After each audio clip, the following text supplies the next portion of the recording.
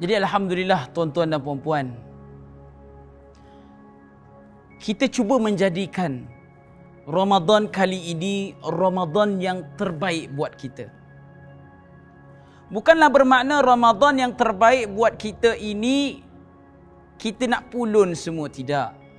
Paling kurang ada satu titik persamaan yang kita nak laksanakan dalam bulan Ramadan, supaya apabila keluarnya bulan Ramadan, bukan sahaja sifat Ramadan yang ada di dalam bulan puasa itu melekat dalam diri kita, bahkan apabila keluar daripada bulan Ramadan, ia mengikut sekali dengan apa yang kita ada dalam bulan Ramadan.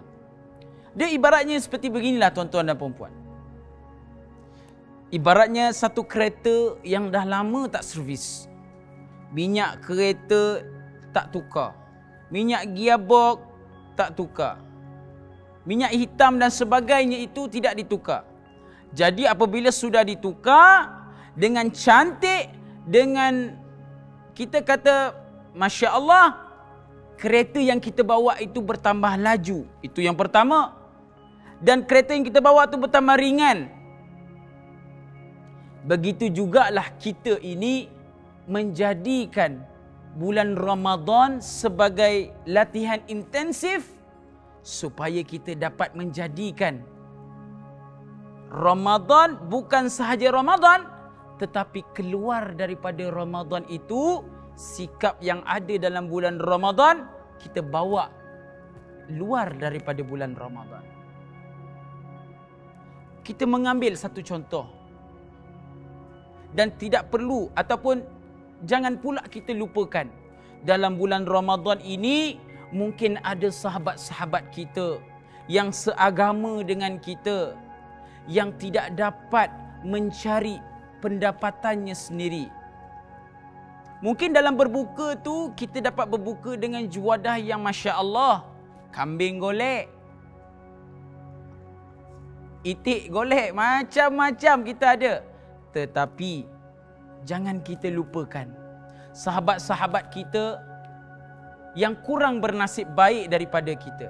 Ada yang mungkin makan mengharapkan belas kasihan daripada orang ramai. Ada yang mungkin menyelongkar tong-tong sampah yang ada untuk dijadikan bekalan sebagai berbuka puasa. Yang ini yang perlu kita ingat. Konsep ta'awun perlu ada dalam diri kita.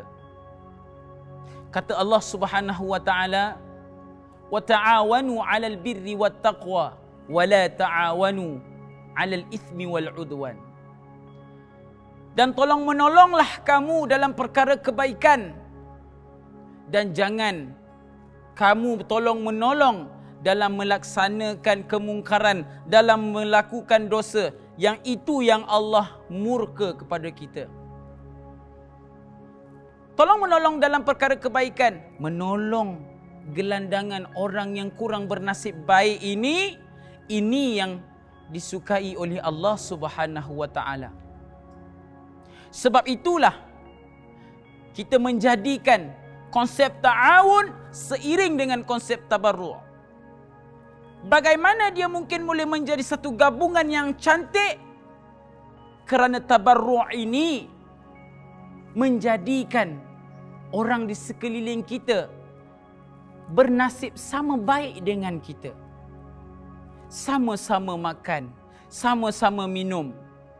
Dan dengan itu satu ukhuwah yang cantik dapat dibina melalui silaturahim yang disebutkan sebentar tadi. Alhamdulillah. Tuan-tuan dan puan-puan yang dirahmati Allah Subhanahu wa taala. Cuba kita menyorot kembali kisah bagaimana para salafus salih yang menyambut bulan Ramadan. Bagaimanakah kesungguhan mereka menyambut bulan puasa dalam bulan Ramadan? Dikatakan pada zaman salafus salih ini, terutamanya di negeri Syria, keadaan di negara sana dihidupkan dengan ilmu-ilmu agama, dengan tanam-tanaman agama yang menyubur di dalam hati rakyat yang berada di situ. Tetapi apabila masuknya bulan Ramadan, tidak akan kelihatan pun kelas agama ini dilaksanakan kecuali bacaan ayat Al-Quran. Masya Allah. Ini yang berlaku dalam bulan puasa pada zaman salafus salih.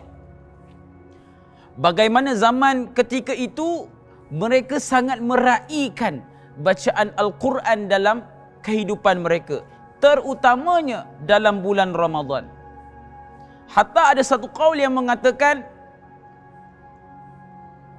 mulazamah, selalunya mereka membaca Al-Quran itu apabila mereka balik ke rumah mereka hampir sahur sudah habis. Dan ketika itulah mereka bergegas kepada khadim mereka ataupun orang gajilah kalau di sini, untuk menyiapkan dengan kadar yang segera juadah untuk bersahur. Bagaimana kita nak mengatakan, tuan-tuan dan puan-puan, Al-Quran ini sangat hidup dalam bulan Ramadan pada zaman salafus salih. Ini yang kita nak terapkan dalam kehidupan kita pada hari ini. Kita menjadikan Al-Quran itu sebagai sahabat kita. Kita baca Al-Quran itu hari-hari. Itu yang lebih terbaik dalam bulan Ramadan. Tuan-tuan dan puan-puan mungkin ada yang berfikiran begini, Ustaz, saya sibuk Ustaz, kerja banyak, bukan bulan puasa pun sibuk, dalam bulan puasa lagi sibuk. Tuan-tuan dan puan-puan, kita kena ingat, Al-Quran ini kalau kita tidak pegang, kalau kita tidak baca, kalau kita tidak belajar, kita tidak akan dapat. Walhal kalau hal-hal yang lain, hal-hal yang mengatakan tentang dunia itu boleh kita masuk ke dalam dia dan kita bermuamalah dengannya. Ini kan pula dengan mukjizat Nabi SAW, iaitu Al-Quran. Kita ambil masa, kita jadikan Al-Quran ini sebagai sahabat karib kita. Tuan-tuan dan puan-puan nak dengar tak satu kisah, satu cerita bagaimana mukjizat Al-Quran ini membantu hamba-hamba dia, membantu kepada sesiapa yang membaca Al-Quran ini bila mana di dalam kubur. Kita selalu dengar surah yang dapat membantu kita di dalam kubur adalah surah Al-Mulk. Kita dengar satu cerita bagaimana ada seorang ini ataupun si fulan ini, bila mana dia mati, bila mana dia meninggal dunia, datang Munkar dan Nakir, malaikat yang menjaga, yang bertanyakan soalan dalam kubur. Bila mana diajukan soalan kepada si fulan ini oleh malaikat Munkar dan Nakir dan tidak dapat dijawab, hendak ditukulnya malaikat Munkar dan Nakir kepada si fulan itu kerana tak dapat menjawab. Tetapi ada satu cahaya yang datang